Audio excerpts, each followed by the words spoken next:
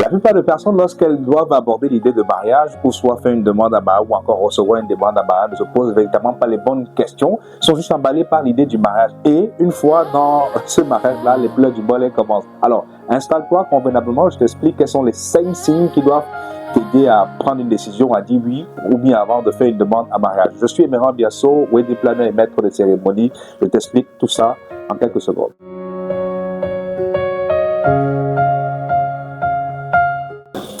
Alors, c'est clair que lorsque vous faites face à une demande en mariage, avant de dire oui, il sera important de vous interroger sur les fondements même de votre oui. Alors, la première des choses ou la première question qu'il faut se poser, c'est de savoir est-ce que vous voyez le futur ensemble? C'est-à-dire que lorsque vous abordez la question de comment est-ce que votre vie ensemble va être chapeautée, est-ce que cela semble certain ou incertain? Si c'est incertain, alors il ne sert à rien d'accepter cette demande en mariage ou bien de demander cette dame en mariage parce que c'est déjà un indicateur assez fort qui pourrait être problématique à l'avenir. Autre chose, est-ce que ensemble vous pensez être à même de pouvoir relever les défis de la vie? Alors, autrement dit, est-ce que les défis de la vie, vous les voyez comme étant des éléments à pouvoir surmonter ensemble ou bien vous voyez ça comme étant un fardeau? Parce que si c'est le cas, un autre indicateur assez fort dont il faut faire attention, sinon les pleurs du volet dans le mariage. Un autre aspect, c'est justement l'aspect religieux. Est-ce que vous vous êtes posé la question, voilà, est-ce que vos obédiences religieuses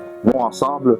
Est-ce que les enfants, voilà, ça va bien se passer avec eux? Quelle obédience religieuse pour les enfants? Parce que souvent, la question qui divise pas mal de personnes lorsqu'il s'agit bel et bien, voilà, d'aborder la question de couple. Et un autre aspect très, très important, la question de l'argent. Alors, est-ce que vous vous êtes posé la question qui essaie de savoir comment est-ce que les finances seront gérées? Parce que généralement, on a des personnes qui arrivent avec leurs biens, d'autres qui arrivent avec leurs biens et parfois la gestion est problématique. Alors, il est important de s'interroger sur ces aspects-là.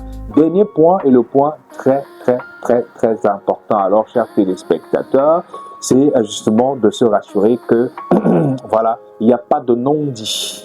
Voilà, parce que les non-dits sont les plus importants. Les non-dits, en règle générale, c'est lorsque certains points n'ont pas été abordés suffisamment et que c'est dans le mariage que les pleurs du bonheur commencent. Donc, voilà. Alors, si vous avez abordé ces points, félicitations. Vous pouvez donc accepter la demande en mariage.